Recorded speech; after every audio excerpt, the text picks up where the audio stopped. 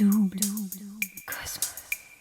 C'est le podcast qui décomplexe, démystifie, dédramatise le bien-être, tout simplement. Hello, je suis Aurélie, la créatrice de Double Cosmos. Dans la vie, j'accompagne aussi bien les curieux, débutant sur le chemin de la connaissance de soi, que les experts du bien-être sur la création graphique, vidéo et médias. Si vous voulez qu'on parle ensemble de vos projets de vie, écrivez-moi sur l'Instagram Double Cosmos. Mais dans la vie, je suis aussi méga passionnée d'Ayurveda. Depuis que j'ai plongé dedans, en partant vivre 1 an en Inde, il y a un bail déjà. Parce que j'ai à cœur de partager avec vous tout ce qui peut être booster de votre bien-être dans le monde ayurvédique et tout ce qui gravite autour, je tente de vous faire vibrer un peu plus toutes les semaines sur Insta, sur la chaîne YouTube Double Cosmos et sur ce podcast. Si vous voulez en savoir plus, allez découvrir la bande-annonce du podcast et les épisodes solo. Hey! Un mardi sur 2 à 18h, on se retrouve pour le double interview Fast and Vast. Avec chaque invité, tu peux donc retrouver notre conversation, non pas avec un, mais 2 épisodes. Le premier, le Fast Interview, ou comment démystifier le bien-être en 10 scoops. Et le second, le Vast Interview, ou comment s'inspirer des success stories ordinaires d'experts bien-être. Dans ce double interview, j'invite des experts à partager avec nous leurs conseils de spécialistes, mais également à nous raconter les coulisses de leurs réussites et leurs galères. Tous les détails rocambolesques, incongrus, mais remarquablement inspirants de leurs success stories ordinaires qui font qu'on est tous débutants un jour. De quoi nous décomplexer et montrer que le bien-être, il n'y a rien de plus accessible. Mais aujourd'hui, laissons place ici au message du cosmos à connaître. Bienvenue dans ce nouvel épisode de Double Cosmos. Dans ce tête-à-tête privilégié, version audio, plus intime que le format avec lequel tu commences à me connaître, à savoir les vidéos 1 minute pour comprendre l'Ayurveda sur la chaîne YouTube Double Cosmos, j'ai tenu à te délivrer entre 2 interviews invitées tout ce que l'Ayurveda a à nous apprendre avec des épisodes solo. On découvre donc ensemble ici les coulisses, les secrets de l'Ayurveda, histoire que tu entrevois comment il peut être un véritable booster de bien-être au quotidien. Et aujourd'hui, l'Ayurveda en a des choses à nous dire sur le monde sacré de la food. Et oui, pour cet épisode solo, je rebondis sur le sujet abordé avec ma précédente invitée sur le Fast and Vast Interview. Comment se détacher des idées reçues autour de l'alimentation pour retrouver le plaisir dans l'assiette, mais cette fois avec l'Ayurveda, autour d'un proverbe d'Hippocrate que tu connais sûrement.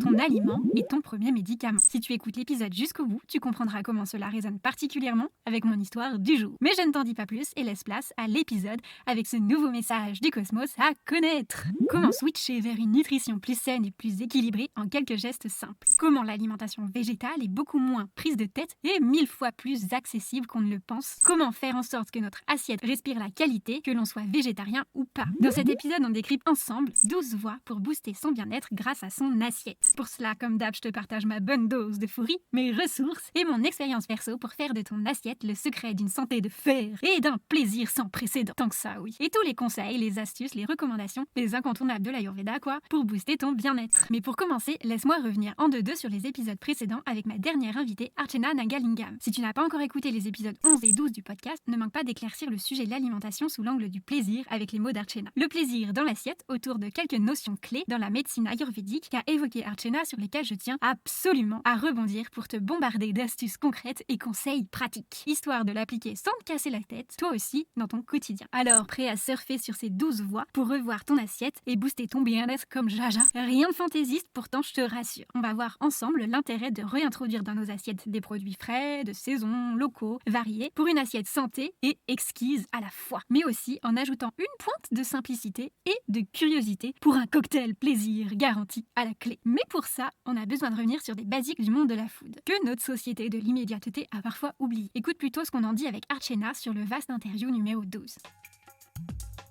L'assiette, finalement, c'est un rappel que tout ça, ça vient de la terre, les gars.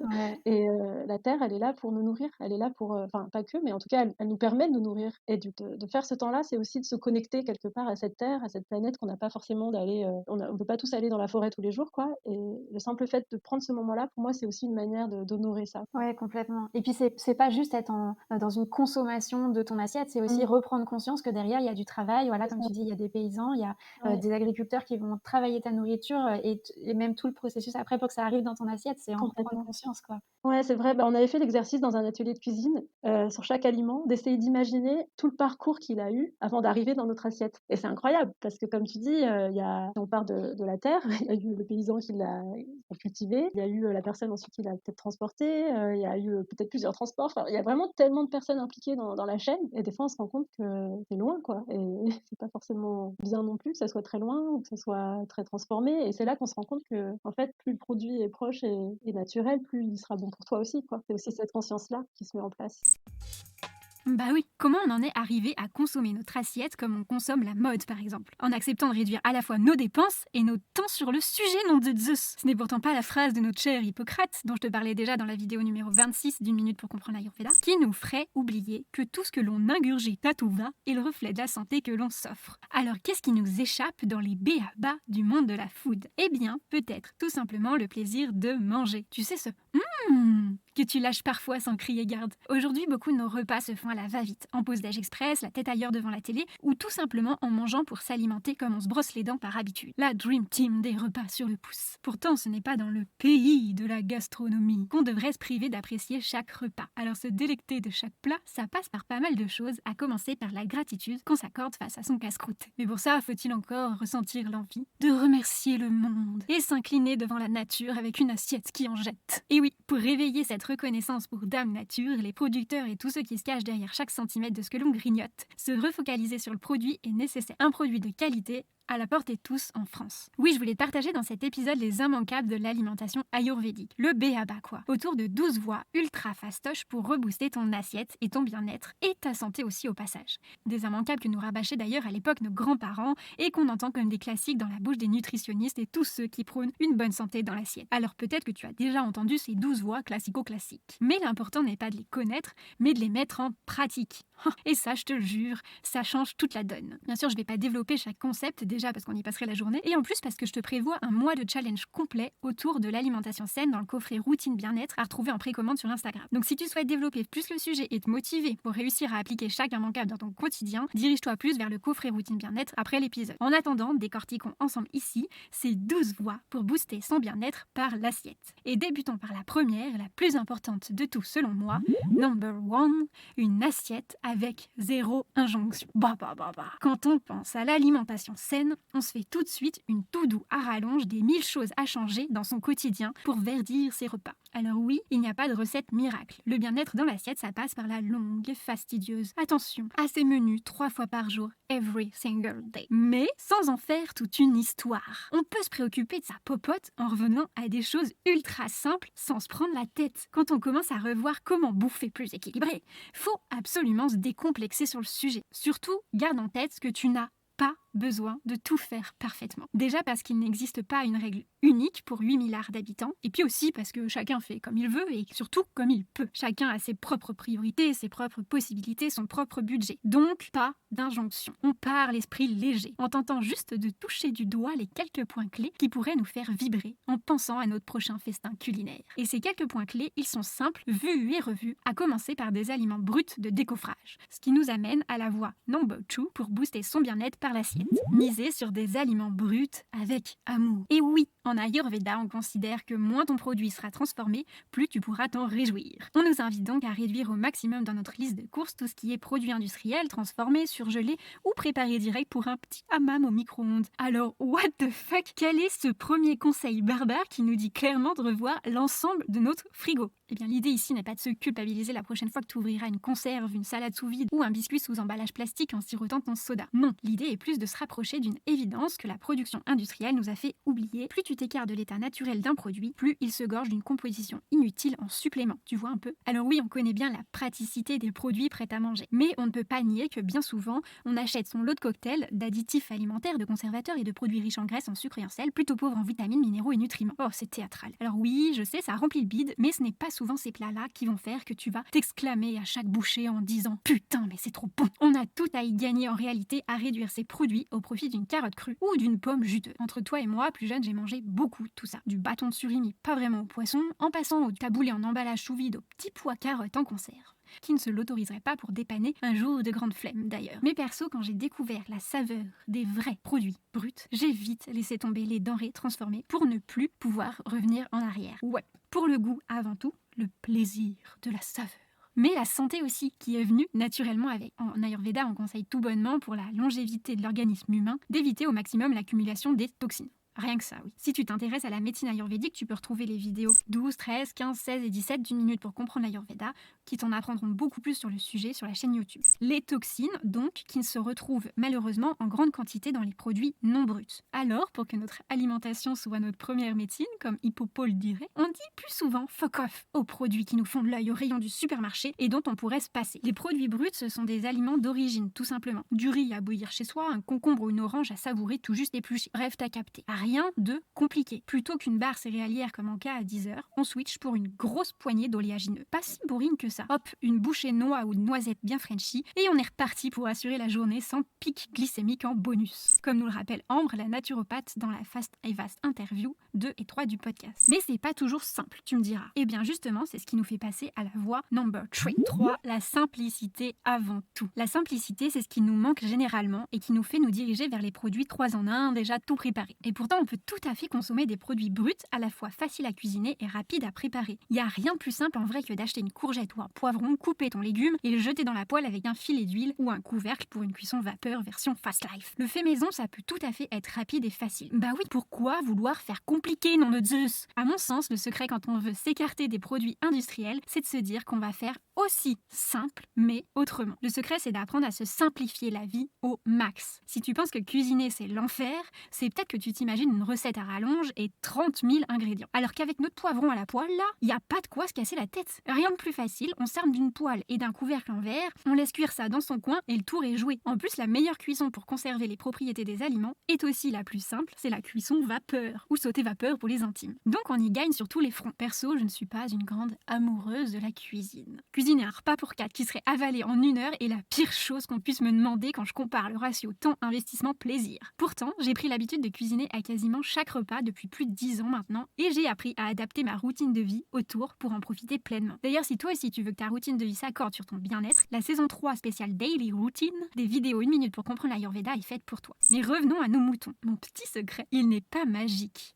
Je fais en sorte que ce soit le plus simple du monde et le plus rapide possible. Easy, les doigts dans le nez. Pour moi, c'est la base. Je simplifie tout. Par exemple, je me réserve le minimum de temps et de préparation à tout ce qui peut être mangé cru. Autrement dit, je ne cuisine jamais les fruits en les mangeant purs et je raffole des légumes cuits. Radis, concombres, carottes, betteraves, champignons, tomates. C'est du temps et de l'énergie de gagner. D'autant plus que de cette façon, la cuisson n'endommage pas leurs propriétés. Pour le reste, je prends une légumineuse, je la fais bouillir dans l'eau, paf, et je fais un mix version risotto dans la poêle avec quelques légumes et une céréale et basta. J'y ajoute quelques épices pour qu'on pense que je gère comme une chef étoilée et voilà. En Ayurveda, les épices font partie de la base de la base de la base. Très utile pour assaisonner un plat quand tu penses ne pas savoir cuisiner ou donner un goût unique à tes spaghettis ratés. C'est aussi une bonne manière de varier les saveurs quand tu ne sais pas quoi faire de tes restes du repas précédent. Sans parler des effets innombrables de chaque épice sur la santé. Bref, pour moi, la cuisine, c'est juste mixer quelques produits ensemble. D'où l'importance que ces produits aient une belle gueule à la base et respirent la qualité. Pour y prendre goût, rien de mieux que se prendre au jeu et de se la jouer mixologue derrière son comptoir. Un peu fancy, hein? Alors cours acheter des produits bruts et teste plein de choses. Ce qui nous fait passer à la voie numéro 4, la curiosité dans l'assiette.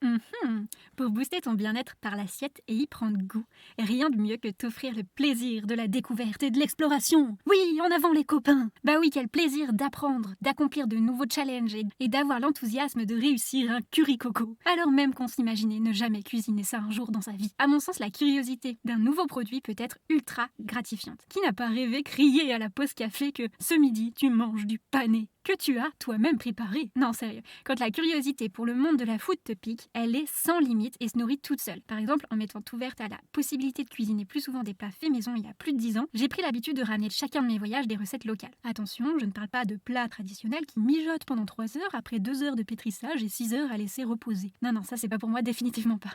Non, je te parle d'avoir la curiosité de questionner les locaux que tu rencontres pour apprendre en 20 minutes à cuisiner un plat que tu adores quand tu visites un nouveau pays ou une nouvelle région. Oui, la curiosité pour la cuisine du monde, comme l'a proposé Archana dans le Fast Interview, c'est pour moi aussi un immanquable. Rien de mieux pour faire voyager tes papilles et te motiver à cuisiner plus souvent. Sans changer une équipe qui gagne, en reprenant bien sûr des recettes ultra simples pour un repas hors du commun. quand même. C'est comme ça que dans mon quotidien, il m'arrive à tour de rôle de cuisiner autant des plats venant d'Inde, évidemment, mais aussi de Grèce, d'Italie, du Népal, du Maroc, etc. Le gros spoil, je ne choisis que des trucs ultra simples à faire.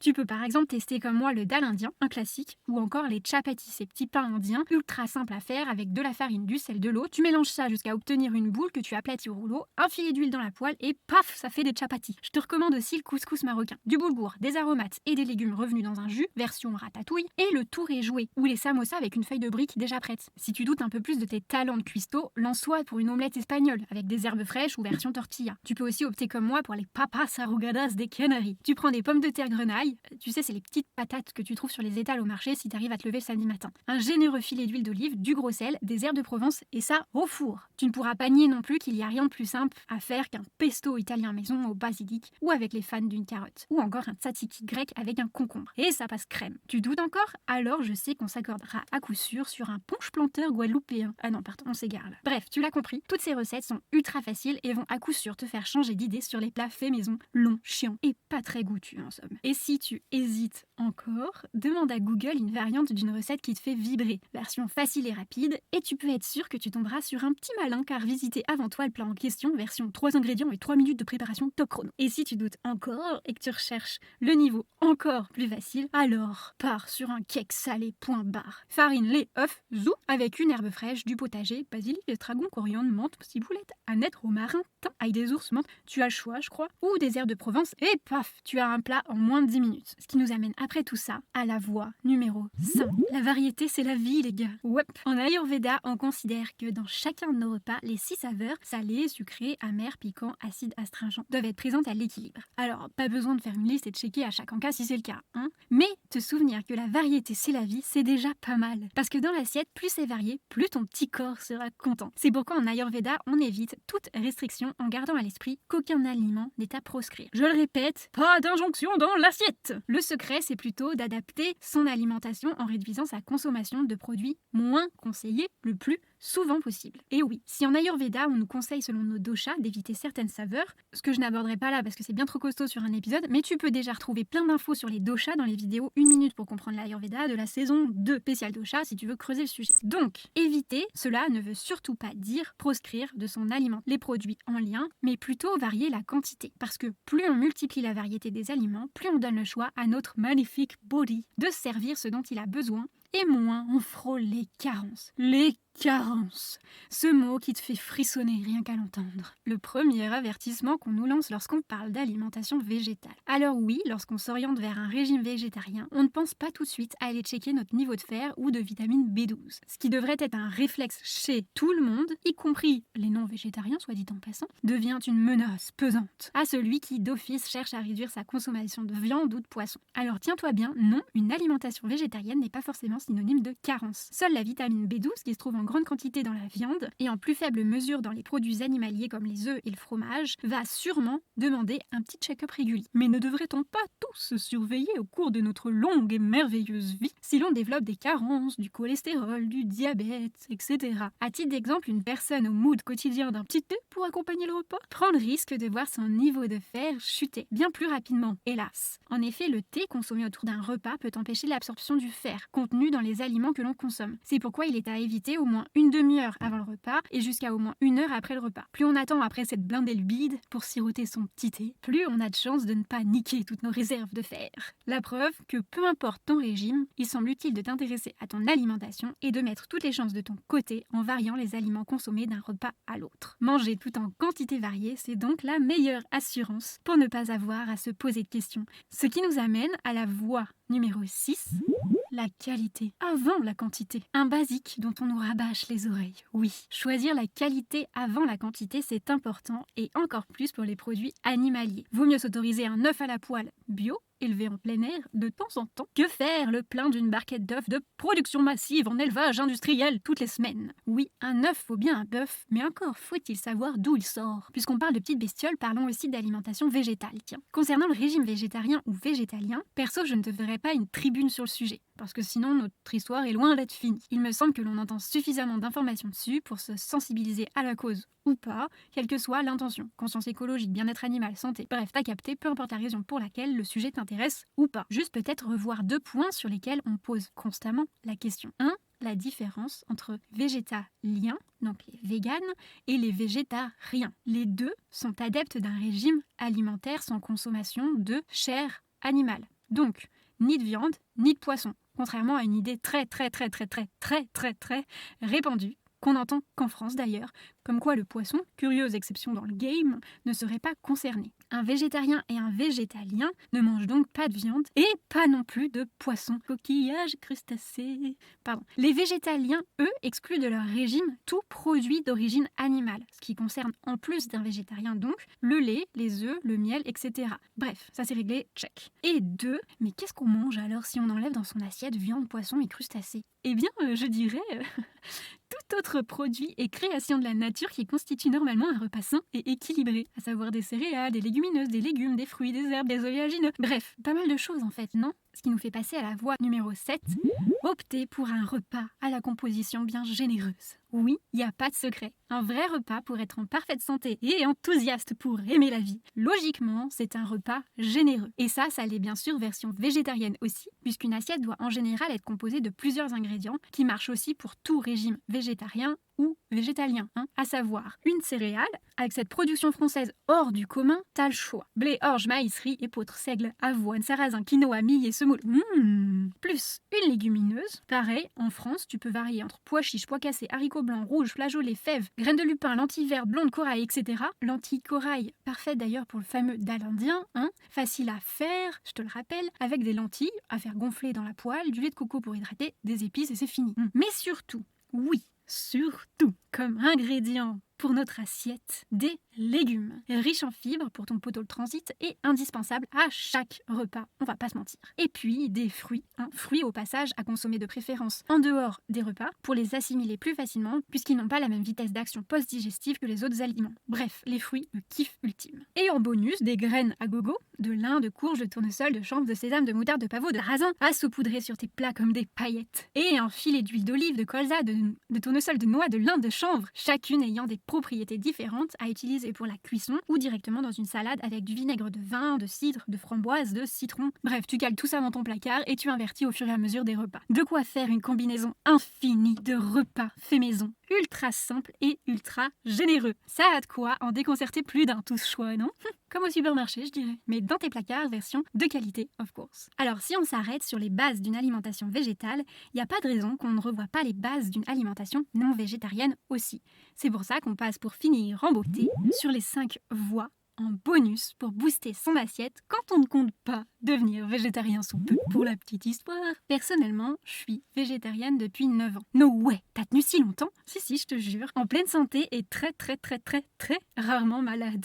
Dans ma famille, personne n'est végétarien. J'ai donc fait ce choix sans influence extérieure et j'ai donc dû me renseigner seule sur le sujet. Ce qui fait que j'ai pas mal potassé et étudié sur l'alimentation de façon générale, à la manière d'une big chasse au trésor qui n'en finit pas. Si personne n'est végé autour de moi, ce n'est pas pour autant que je ne peux pas sortir de ma cave ou partager un repas avec des non-végétariens. Eh ben non, pas du tout, ça n'empêche à rien. Je n'ai absolument aucun problème avec ça et je ne vais pas essayer de te convaincre, tu sais, des bienfaits d'une alimentation réduite en viande pendant que tu manges une côte de bœuf devant moi. Chacun fait ce qu'il veut, nom de Dieu. Néanmoins, depuis toutes ces années, j'ai vu de plus en plus de personnes dans mon entourage s'intéresser au sujet et poser des questions. Ça a donné envie à certains qui sont passés flexitariens et je me suis fait des poteaux végétariens aussi. Oui, parfaitement. Mais parce que le sujet vaut quand même le coup d'être évoqué, je voulais te partager les coups de cœur de la rédac. Non, sérieux, quelques conseils pour réussir à choisir tes produits animaliers et être content comme un gosse en mangeant ton escalope. Comme tout produit, ce n'est pas grand-chose, ce n'est pas bien compliqué, ça demande juste d'adapter nos habitudes alimentaires pour apprendre à choisir des produits de la meilleure qualité possible. Oui, c'est toujours pas plus sexy que ça, mais si j'insiste dessus, c'est notamment parce que la viande, le poisson, les produits laitiers, les œufs, etc.